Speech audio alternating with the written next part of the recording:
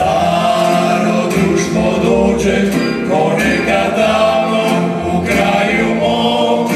Nek se čuje stara pjesma, taj zadnji glas srca mog. I sve neka bude vječno, nek vječito traje dan. A ja želim samo jedno, da živim još jedan dan.